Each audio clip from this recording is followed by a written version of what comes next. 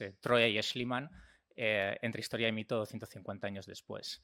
El evento particular que hemos escogido para este ciclo, para esta ponencia en particular, es la celebración de los 150 años del descubrimiento del tesoro de Príamo por parte de Heinrich Schliemann en Troya, en la actual Turquía, que bueno, viene siendo tradicional en este tipo de ciclos, pues escoger fechas clave, efemérides para celebrar. Y bueno, temas que pueden ser asequibles y que puedan ser reconocibles por parte del público en general, porque quien no conoce Troya, y esperemos que también que quien no conoce ya es Schliemann, ¿no?, en esta clase.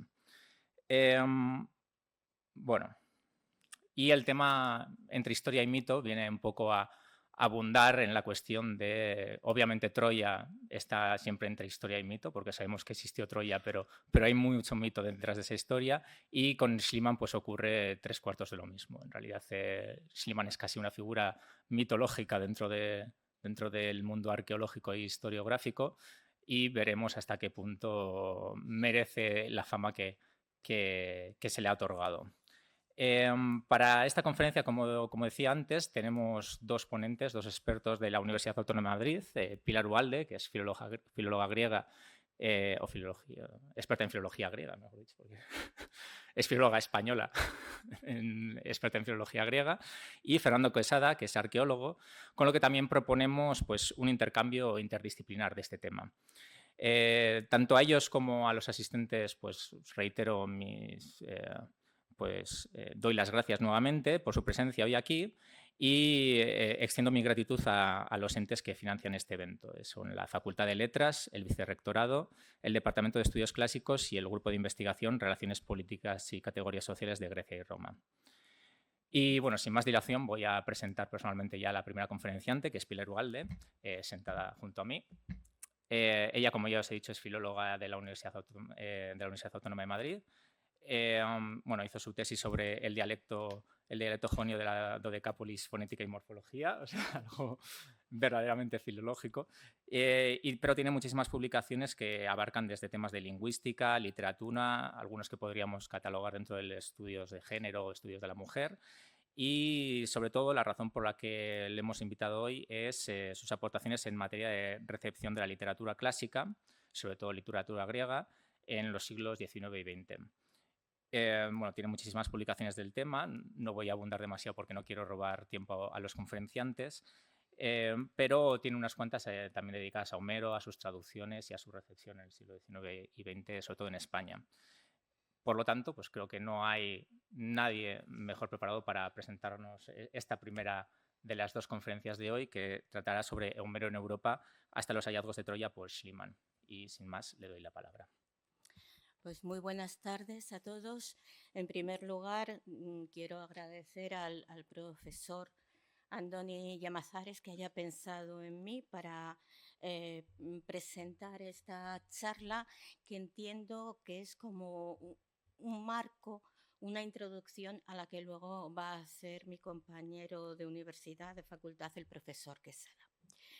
En realidad, lo que yo voy a hacer es un barrido, un panorama acerca de lo que ha significado Homero en la historia cultural de Europa, desde la Edad Media hasta el momento de los descubrimientos de Schliemann, para poder entender de alguna manera también cómo se llegó a ellos, sobre todo considerando que en buena medida él o los responsables de este hallazgo tenían una formación autodidacta.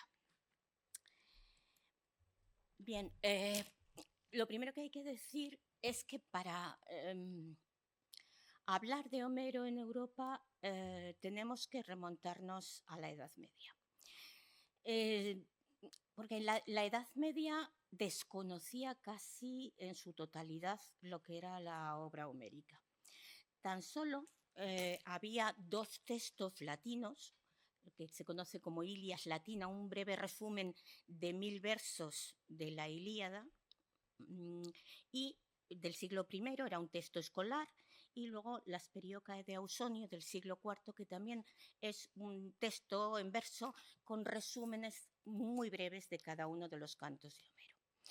Muy poca gente los conocía y poca gente los tenía en cuenta, poca gente los estimaba, porque en la Europa del momento triunfa otra tradición homérica alternativa, que no parte de Homero. Es materia troyana, pero no parte de Homero. Parte de estos dos textos que he puesto aquí, del siglo IV y del siglo VI, Dictis Cretense y Dares Frigio, que en realidad son traducciones latinas de sendas novelas griegas del siglo II, III después de Cristo. Con lo cual hay nada de Homero, salvo la presencia de héroes, la presencia de la ciudad de Homero, pero no hay nada de los poemas homéricos y sí mucho de aventura, de intriga, incluso de elemento amoroso que triunfaba en la estética del momento. La cosa no cambiará del todo hasta la caída del Imperio Romano de Oriente en 1453, cuando todo ese conocimiento de manuscritos del mundo griego que se había conservado en Bizancio llegue a Europa occidental, básicamente vía Italia, nuestro Renacimiento. Es cierto que ya antes, en el siglo XIV, hubo escritores, como fue el caso de Petrarca o de Boccaccio, que estaban ávidos por conocer realmente el texto homérico. Y hubo unos primeros intentos de traducirlo, desde luego, a lengua latina, no a lenguas vernáculas. Y ahí tenemos algunas figuras, como esta que pongo aquí, Leoncio Pilato, un italo-griego, aunque ahora se pone bastante en duda que tuviera este origen secundario de griego, era más bien calabrés, que había aprendido el griego con un... Bueno, buenas tardes otra vez. Perdonad los fallos técnicos y volvemos a la cuestión. Habíamos visto que en la Edad Media europea, en Europa occidental, se desconoce absolutamente el texto homérico, solamente se tienen nociones a partir del texto llamado Ilias Latina, un compendio escolar del siglo I, y del resumen de cantos que hizo Ausonio en el siglo IV. Y decíamos también que hay una corriente antihomérica que presenta la materia troyana de una manera alternativa, novelesca y desde luego no siguiendo a Homero en ningún caso. A ver. Es que no me funciona el... No sé por qué se enciende esto. Se va. Vale.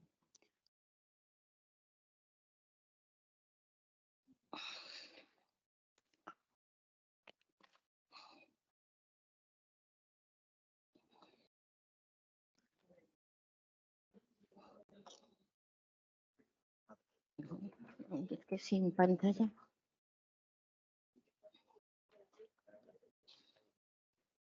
Bien, a partir del Renacimiento decíamos que los escritores buscan con ansia conocer el texto auténtico, el texto original de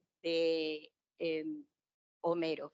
Y que el primero que hizo una versión, una traducción al latín parcial, todavía en el siglo XIV y a petición de dos de los más grandes autores italianos del momento, Petrarca y Boccaccio, fue este supuesto, este italiano de Calabria, posiblemente con orígenes griegos, que hizo esta versión de los 5 primeros cantos de la Ilíada al latín. Luego, posteriormente, un siglo después, otro italiano, Pier Candido de Sembrio, hizo una versión también parcial a lengua latina, que será mediante la que se conozca el texto de Homero parcialmente en España. Desde luego, traducciones latinas se hicieron, pero para que haya traducciones de Homero a las lenguas vernáculas hay que esperar un poco.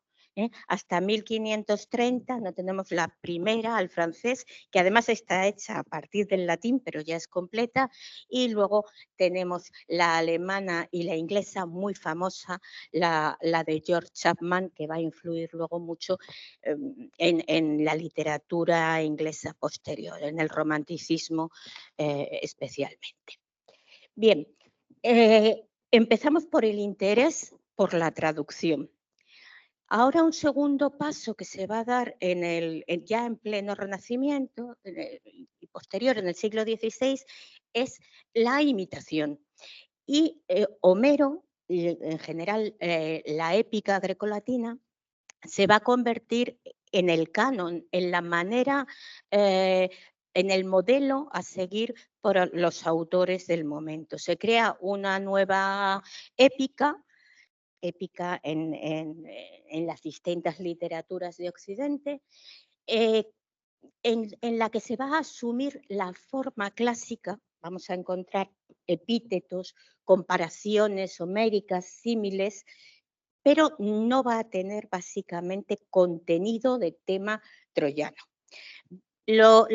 Hay de distintos temas, hay temas medievales, hay temas religiosos, pero quizá la más conocida es la de temas de hazañas contemporáneas. Y el ejemplo que he puesto, quizá el más conocido, es el de Alonso de Ercilla con la araucana, ya en el siglo XVI. Va a cantar a la manera homérica, pero no lo que pasó en Troya, sino las gestas de los españoles en Chile. He puesto este ejemplo para que veáis cómo la forma pretende imitar completamente la homérica. En la parte de abajo tenemos uno de los famosos símiles homéricos, en los que el poeta compara un hecho heroico con algo de la vida cotidiana. Normalmente algo en lo que aparecen animales. En este caso es la desbandada de los troyanos asustados por la matanza que está llevando a cabo Aquiles, huyen como los peces huyen del delfín que se los va a tragar.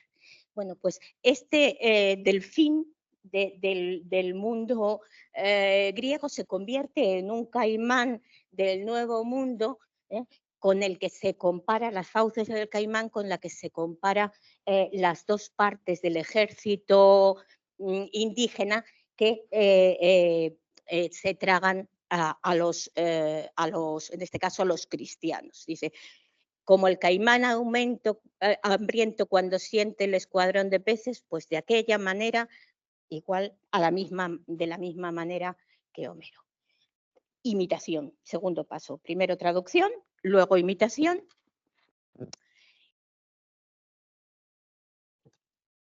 Y si quiere pasar la diapositiva, Andoni, socorro.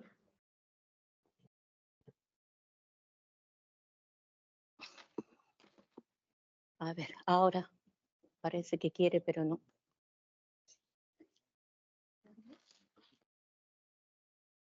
Ahora, no, me ha ido para atrás.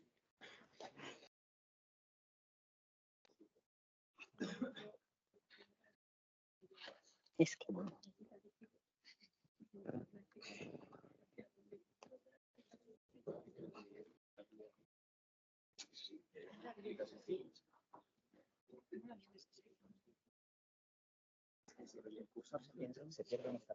No, ya veo, se pierde completamente.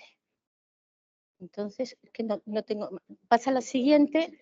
Bien, pues vamos ahora a pasar al siglo XVII y aquí ya entramos en materia que luego va a determinar lo que pase en el XIX. En el siglo XVII ya eran 2 o 3 siglos en que Homero y Virgilio y los clásicos habían constituido el canon y de alguna manera se había desgastado. Hay una crisis cultural en Europa que pone a debate la superioridad de los clásicos frente a los modernos. Es decir, habíamos tenido ya traducción, imitación, ahora llegamos a la emulación. Los modernos se creen, reivindican ser superiores a los antiguos. Luego habrá un segundo paso que ya se concrete en Homero.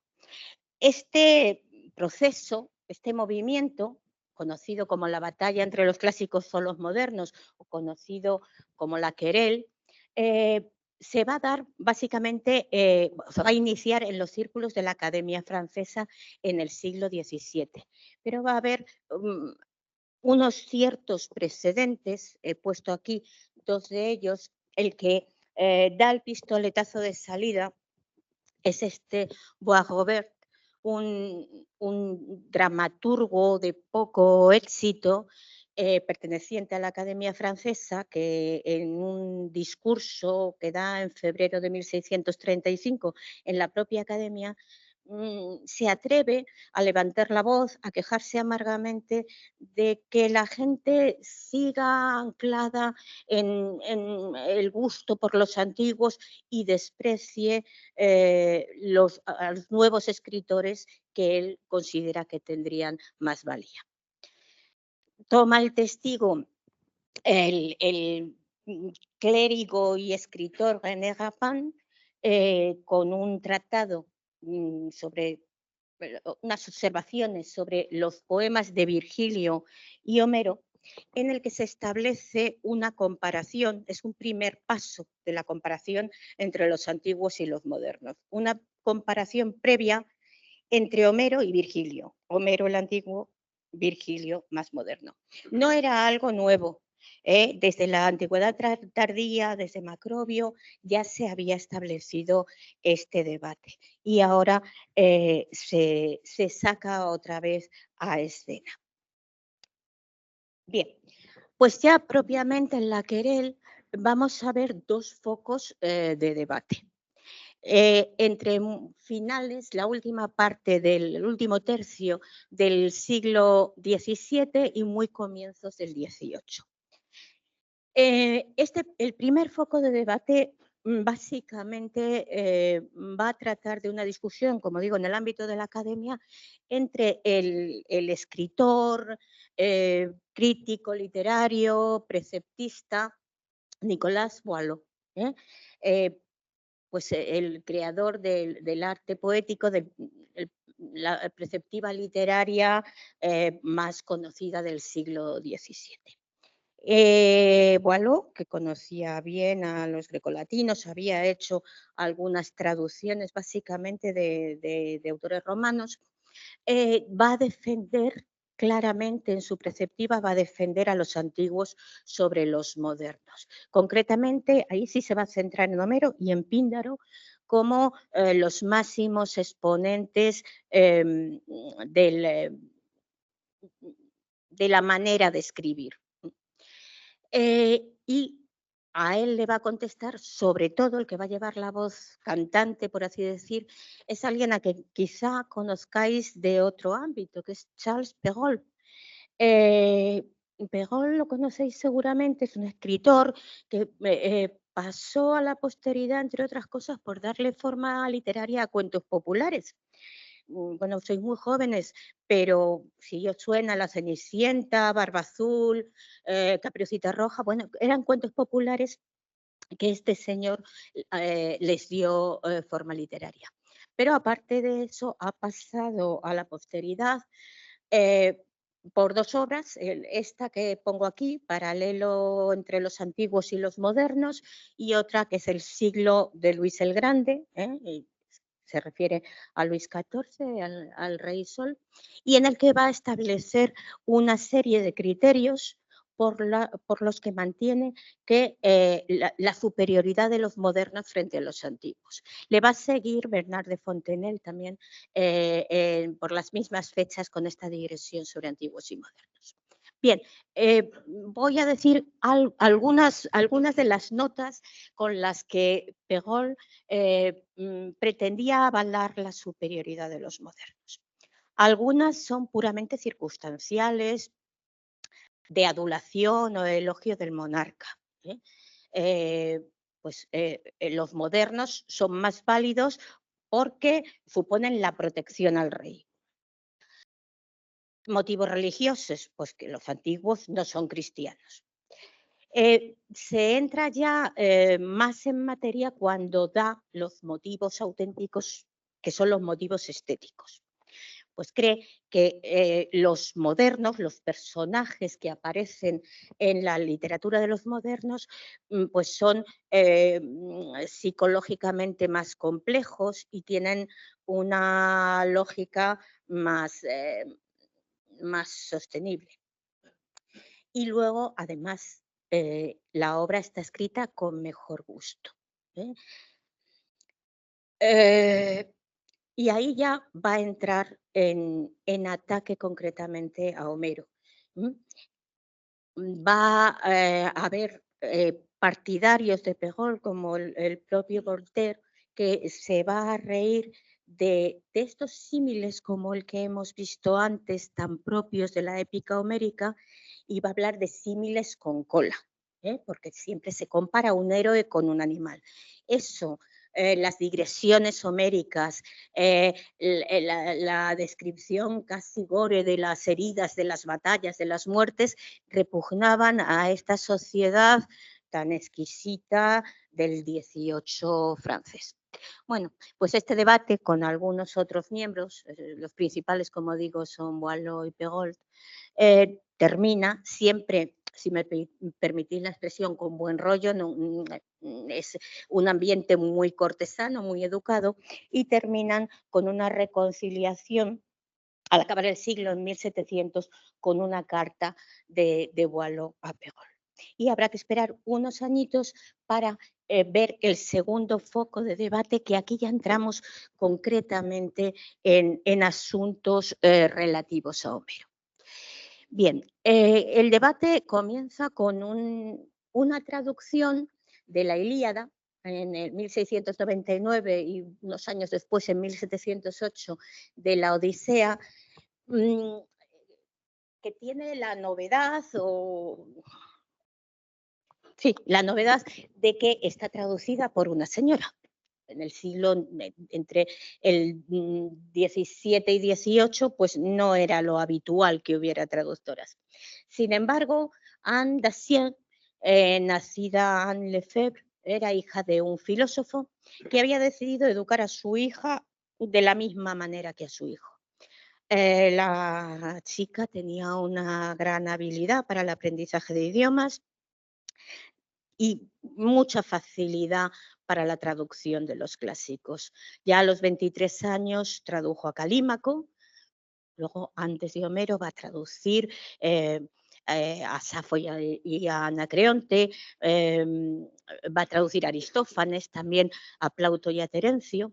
Y bueno, digamos que su obra magna van a ser los poemas homéricos, que dentro de las convenciones de la época, pues estaban traducidos desde el griego, que ella lo manejaba bien, y con bastante literalidad. ¿Qué sucede para que se dé este segundo debate, esta segunda cuestión? Pues que pocos años más tarde, en 1714, Antoine Oudard de la Motte, un poeta francés, también ligado a la academia francesa, va a coger ni corto ni perezoso la traducción de la Ilíada de la señora Dacier, que por cierto, ella no era miembro de la academia, esto yo no lo he dicho, ella como mujer no era miembro de la academia, pero su pareja, porque ella había estado casada en vida de su padre con un oscuro librero al que había abandonado y se había unido a un miembro de la academia, André Dacier, pues este señor, el señor Oudard de la Motte, va a tomar sin permiso su obra, entonces no había pues estos derechos de autor que tenemos hoy, y sobre la traducción de Ana Dacier hace una reducción de los 24 cantos de la Ilíada a 12, los resume, le quita todo el aire todo el sabor homérico, todo lo que le puede sonar, que le pudiera sonar a otros países de la Europa del momento. En España también tendrá sus ecos, pero muy posteriores, porque pues siempre hemos tenido algo de retraso al recoger las corrientes europeas. Sí lo va a haber en Inglaterra, donde quien lo va a resumir en términos literarios va a ser un autor, Jonathan Swift, que quizá lo conozcáis como autor de Los viajes de Gulliver, ¿vale? Bueno, pues este señor llevó a la ficción, en esta batalla de los libros, un debate que hubo entre William Temple, que era pariente suyo y del que él era secretario, Swift era el pariente pobre. William Temple, la verdad es que no sabía mucho de clásicos. De hecho, pretendía que Esopo era el autor más antiguo griego conocido. Y ahí tenemos a un gran filólogo, Richard Bentley, un gran filólogo y en buena medida padre también de lo que es la crítica textual moderna, que conoce bien a Homero, y sin embargo va a leer a Homero en su contexto y desde su época. Entonces, Swift entiende que es un representante de los modernos y hace esta batalla de los libros, esta obra satírica, evidentemente, del siglo XVIII ya, en la que Bentley cambia de sitio los libros de una biblioteca, aparecen los dioses del Olimpo a la manera homérica, los libros forman en orden de batalla para luchar unos con otros a la manera de los combates homéricos. La verdad es que Swift ahí mantiene una postura ambigua entre unos y otros. Y dentro de lo que es el mundo inglés del 18, tengo que mencionar a Thomas Blackwell y a Robert Wood.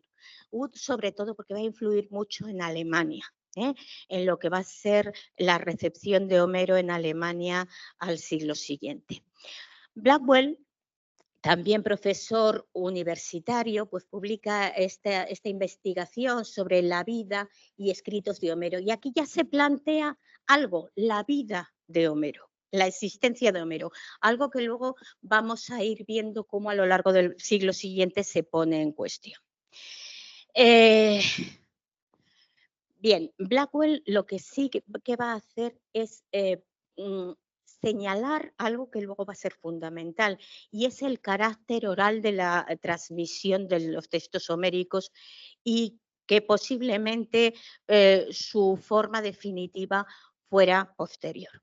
Es el momento en que se empieza a dar importancia, lo vamos a ver en la diapositiva siguiente, al pueblo como genio creador, inmediatamente después con el comienzo del romanticismo, del que Wood de alguna manera es precedente. Wood va a ser una lectura clave de los filólogos alemanes de entre siglos y ya del siglo XIX. Esto en el ámbito filológico, pero es que y aunque me meta en cuestiones que excedan lo puramente literario, está aquí la figura de Jacob Bryant, amigo de Wood y además editor póstumo de su obra, que él se dedicaba sobre todo a estudios sobre mitología griega. Y va a tener 3 libros, estas son sus 3 obras principales, y las 2 últimas que pongo ya específicamente tratan sobre Troya, y lo que pretende Bryant es convencer de que la guerra de Troya no existió nunca, luego no existió un lugar físico donde se diera la guerra, que todo eran puras imaginaciones mitológicas. En su momento va a tener eruditos que se van a oponer, pero ya hay un primer debate que, fijaos, va a ser el precedente de lo que inmediatamente después va a ser la cuestión homérica. ¿Existió Homero o no existió Homero?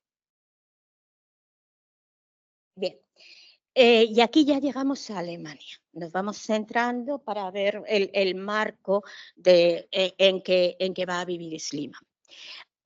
Alemania no tuvo el renacimiento en el mismo momento en que lo tiene el resto de Europa.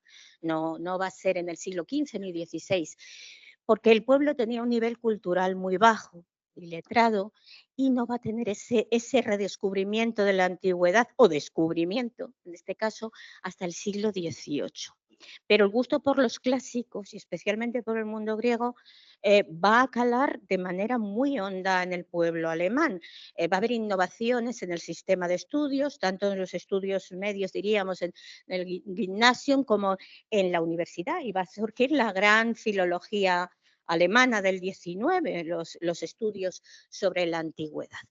Y como os decía en la diapositiva anterior, los ingleses que les precedieron, como Wood, básicamente, pues va a influir mucho en los estudios y en la manera de concebir la obra homérica. Claro, lo que había pasado en el siglo XVI en Francia, en Inglaterra, pues va a pasar aquí en este momento. Una oleada grande de traducciones, grandes traducciones. La de Bosch, que también era poeta, profesor en Heidelberg, y también dedicado a la mitología. Tiene las traducciones de Homero de finales del XVIII y siempre se ha considerado que es mejor la Odisea que la Ilíada. Y aquí llegamos a la bisagra, a lo que da un salto en los estudios homéricos, que es la figura de Wolf, de Friedrich August Wolf, filólogo, helenista, padre de la filología alemana y el primero que cuestiona, digamos, en el ámbito universitario la composición de los poemas homéricos. Sí que había habido precedentes en el cuestionamiento sobre la existencia de Homero. Ya un eclesiástico francés, el abad d'Aubignac, en el 17, en este mismo ambiente en que había surgido la querel, tiene un tratado, Conjeturas académicas o disertación sobre la Ilíada, en que pone de relevancia el mal gusto de la Ilíada. Pues lo que os decía antes, digresiones, repeticiones, despistes, un guerrero que muere y luego vuelve a salir vivo. Bueno, conclusión, no hubo Homero, en los poemas son trozos mal cosidos, mal zurcidos de distintos poemas. Y en el siglo siguiente, el italiano Giambattista Vico, en el libro tercero de su Ciencia Nueva, también ya habla de la inexistencia de Homero, en el tratado que tenéis ahí. Pues Wolf, al parecer sin conocer el texto de Vico, da a luz sus prolegómena ad Homerum, esta introducción a Homero, en que ya propone académicamente, formalmente, la existencia de un ciclo de canciones sueltas, que no toman naturaleza en un mismo cuerpo hasta 500 años después de su aparición. Luego, no hay Homero, como decía Vico, hay Homéridas. Homero no es más que un nombre convencional y detrás de él está el genio creador del pueblo. Los poemas homéricos se les dará forma muy posteriormente en época de Pisístrato. Para esto, bueno, pues utilizan argumentos, por ejemplo, Flavio Josefo, que dice que en época de Homero no existía la escritura. Ese va a ser uno de los argumentos que va a utilizar, y también el texto de un tratado, un diálogo pseudoplatónico, el Hiparco, que habla de las lecturas de la Ilíada en las fiestas que se hacían anualmente en verano, las Panateneas en Atenas. Bueno, desde el punto de vista de lo que es la filología, la filología universitaria, vamos a decir así, esta teoría de Wolff va a triunfar. Va a triunfar porque además es la época del romanticismo, de la exaltación del pueblo, y va a tener seguidores, algunos quizás, si habéis estudiado literatura griega, pues os puede sonar. Hermann, que habla de una teoría, propone una teoría según la cual la Odisea, perdón, la Ilíada sería en principio un núcleo antiguo, una antigua Ilíada que se habría ido ampliando, la teoría de la ampliación, y luego las teorías de Lachmann y de Kirchhoff son muy parecidas, hablan de cantos o de pequeñas epopeyas sueltas que en época posterior se van uniendo hasta configurar la Ilíada tal y como la conocemos. Como os comentaba, tiene que ver con el espíritu del romanticismo pues que triunfa en el momento. Bien, eso en el mundo académico. ¿Qué pasa la recepción en el mundo literario? Bueno, pues en Alemania tenemos el movimiento del Sturm und Drang, el prerromanticismo alemán, representado sobre todo por Werther, que ya os digo que por Goethe, que os digo que en las desventuras de las cuitas del joven Werther va a citar a Homero nada menos que en 5 ocasiones, 4 en el libro primero y una en el libro segundo. Y va a aparecer aquí por primera vez lo que es una lectura burguesa, ¿eh?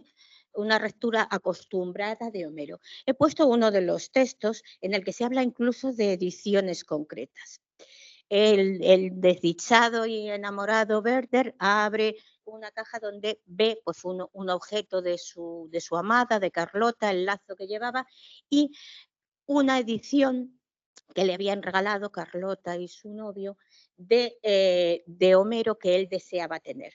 2 tomitos en 2avo, lo que sería una edición de bolsillo, diríamos hoy, porque que él tenía muchas ganas de tenerla para poder llevarla encima. Es más antigua, la de Wettstein es de 1706, pero él tenía una posterior, pero era muy grande, la de Ernesti, no podía trasladarla y no es el libro de lectura cotidiano. Y ahora Homero ya es un libro para leer mm, cuando apetece.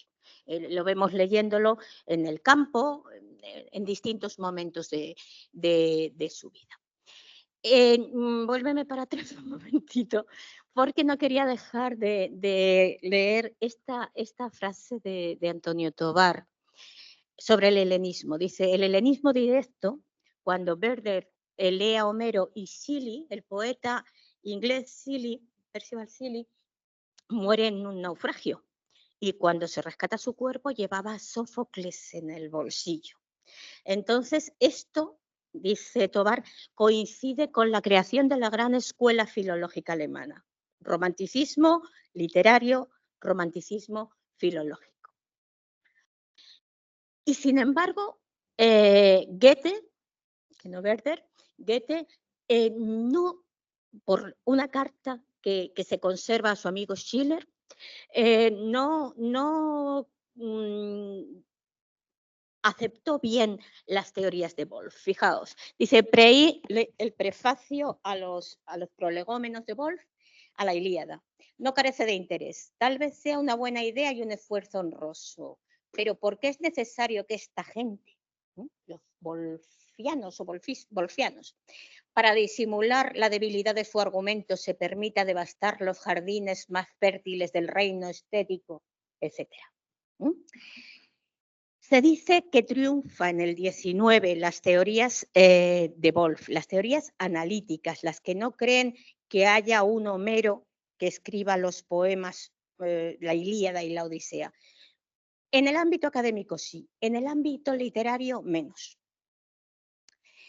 En este momento, además, es el momento del filohelenismo. El filohelenismo ya no como movimiento político, la guerra de liberación griega entre el 21 y el 30 del siglo XIX, sino también la independencia de los estudios helénicos respecto al humanismo. Empiezan a aparecer manuales de literatura griega en la idea de una lengua, un pueblo. Entonces, es una exaltación de la literatura griega. Vamos a pasar a ver algunos. He hecho una selección, yo estudié en su momento, yo creo que por eso me llamo Andoni, la cuestión numérica en los manuales en España. Y al ver qué pasa en Europa, pues las cosas no están tan claras en que triunfen la corriente analítica, la que no creía en un solo Homero. Sí que hay algunos, el de Scholl, que cita además extensamente las teorías de Wolff. Ficker también, no tanto, pero también se manifiesta seguidor de las teorías de Wolff. En el extremo opuesto estaría Lecluse, es un tratado breve y ataca claramente a Wolff y las teorías de la inexistencia de Homero, y mucho más extenso, también antianalítico, antiwolfiano, es Alexis Piron. Y sin embargo, tenemos un justo medio que es una obra muy, muy valiosa, es el Manual de Literatura Griega propio del romanticismo, propiamente romántico, que es el de Carlos Otfrido Miller. Además, Miller fue casi tan romántico como Lord Byron, que sabéis que murió luchando en la guerra de liberación griega, a la que en principio nadie le había llamado. Bueno, pues Miller, también que estudiaba sobre todo también la mitología, muere en Grecia, en Atenas, contagiado de unas fiebres. Es una muerte puramente romántica.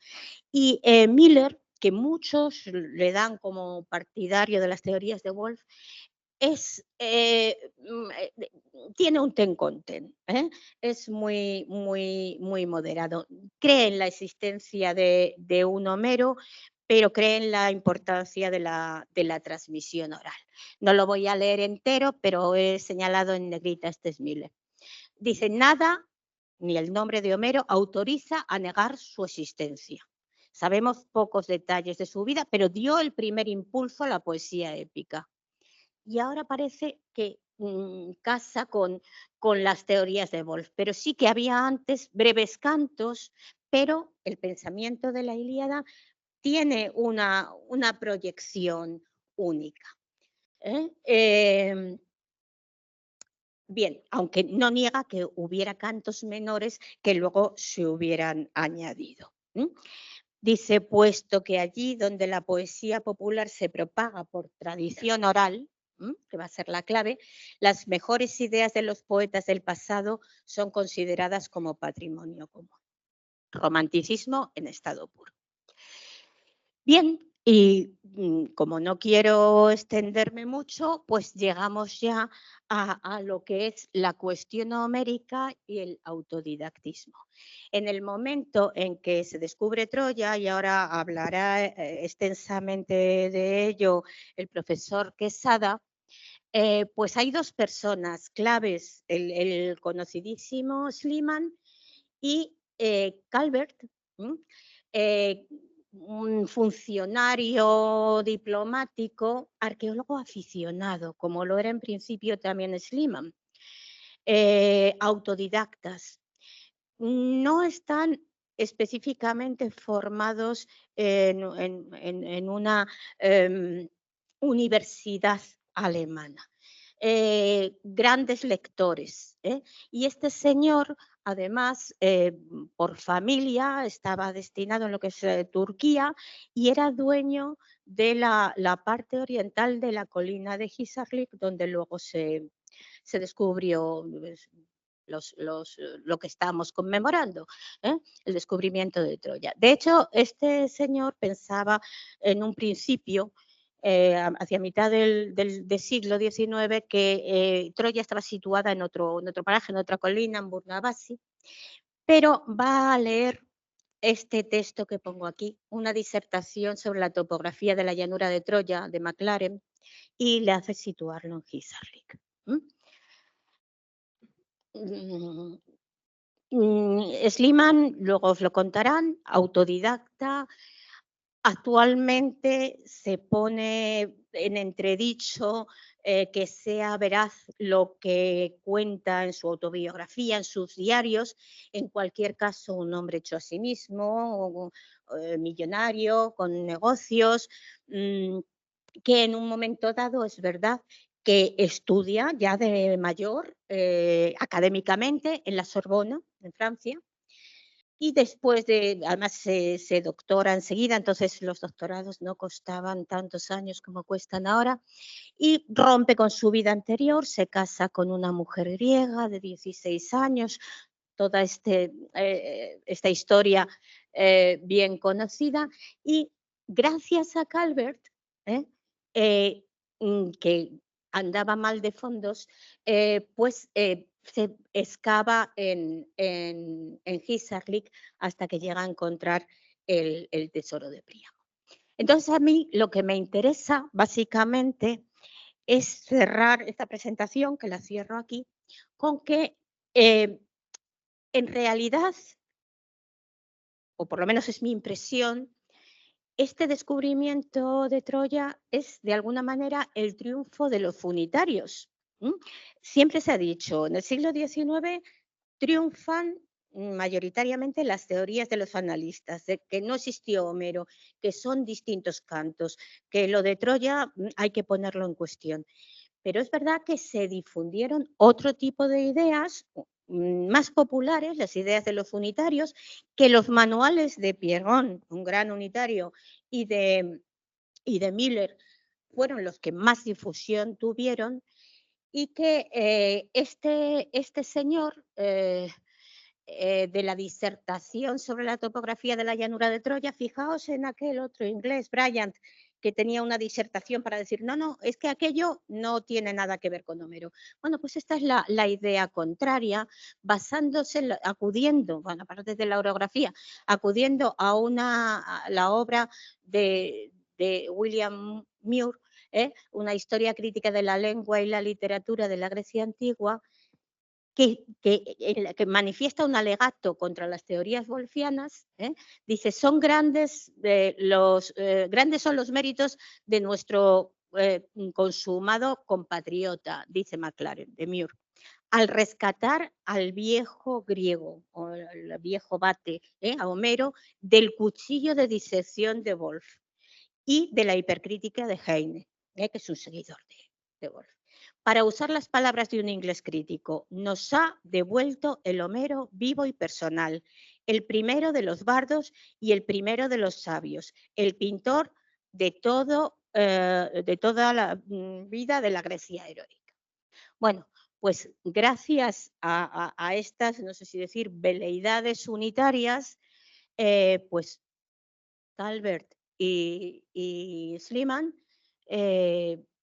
dieron con lo que, bueno, y ahora nos hablarán desde el punto de vista arqueológico, con lo que ha sido el hallazgo más importante para la historia cultural de Occidente, por lo menos desde el punto de vista de la antigüedad clásica, el más importante yo creo que hasta el desciframiento del micénico por Chadwick y Ventris a mitad del siglo XX ya. Los estudios de Homero, la concepción de Homero, pues no fue la misma a partir de los, de los descubrimientos de Schliemann. Y esto es todo lo que os tenía que decir y siento que haya sido un poco atropellado. Si tenéis alguna cuestión que pueda resolver, pues nada más.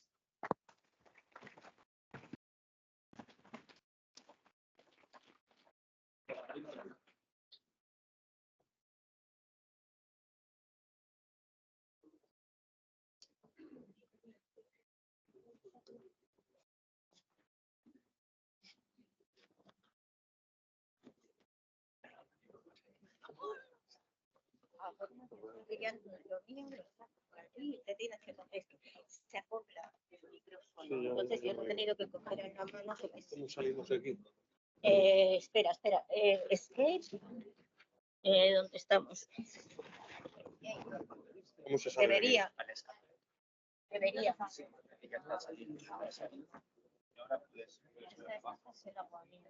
Bueno, ¿dónde está el...? ¿Está en tareas? ¿Dónde está aquí el escritorio?